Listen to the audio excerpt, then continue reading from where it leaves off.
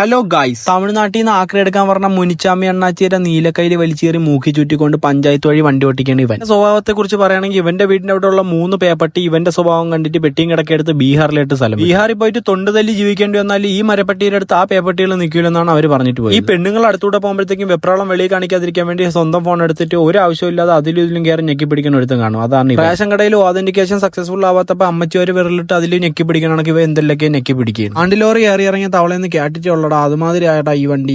അലിൻ ജോസ് പേരേക്ക് മുത്തം കൊടുത്തണക്ക് എല്ലാം അണിങ്ങി കിണിങ്ങിയിരിക്കുകയാണ്. 5 ലക്ഷം സംരക്ഷിക്കാൻ വേണ്ടി 10 ലക്ഷം ഇറക്കാനും ഒരു മടിയില്ല. ഡോറ് തുറന്ന് വരാത്തോണ്ട് ഒരു JCB വിളിച്ചങ്ങ് വലിച്ചു. ആ വലിയിൽ ആ പിക്കപ്പിന്റെ ആത്മാവ് ഊരി വരാത്തത് അള്ളാരെ വർക്കത്ത്. ഇതുവരെ ഉപയോഗപ്പെടാതെ ഇലക്ഷൻ ആകുമ്പോൾ മാത്രം ഓട്ടോ വയ്ക്കാൻ പറഞ്ഞ പാർട്ടിക്കാരെ കണക്കാണ് ഈ പൈപ്പിന്റെ. ആവശ്യത്തിന് നോക്കിയാൽ വെള്ളം വരെയില്ല. ഇല്ലാത്തപ്പോ കുഞ്ഞാരോ രണ്ടാത്ത കൊച്ചു പെടുക്കണക്ക് കുടുകൂടാ വന്നോണ്ടിരിക്കും. സ്വയം ബാറ്റ്മാൻ എന്ന് പ്രഖ്യാപിച്ചുകൊണ്ട് പഞ്ചായത്ത് പൈപ്പുകൾ കുറഞ്ഞ ചെലവിൽ നന്നാക്കി കൊടുക്കപ്പെടും. പഞ്ചായത്ത് പൈപ്പിന് നാടിന്റെ കാവൽ എന്ന പദ്ധതിയിൽ ഉൾപ്പെടുത്തി ഇവന് ആ പൈപ്പ് നന്നാക്കി കൊടുക്കും. പൈപ്പ് നന്നാക്കിയിട്ട് ഒളിമ്പിക്സിൽ ഗോൾഡ് മെഡൽ അടിച്ചാണെങ്കിൽ അവന് ഒരേ സന്തോഷം. മഴക്കൊല്ലണക്കിരുന്ന പൈപ്പിന്റെ സുന്നത്തെല്ലാം കഴിഞ്ഞ് നമ്മളവിടെ സ്ഥലം വിട്ട്.